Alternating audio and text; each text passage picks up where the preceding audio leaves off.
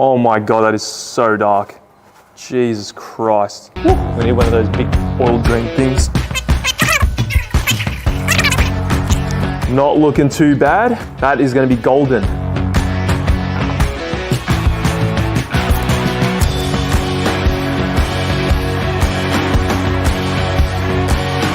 Don't know how many liters this takes, but you just keep filling it up, checking the dipstick, and then you're good.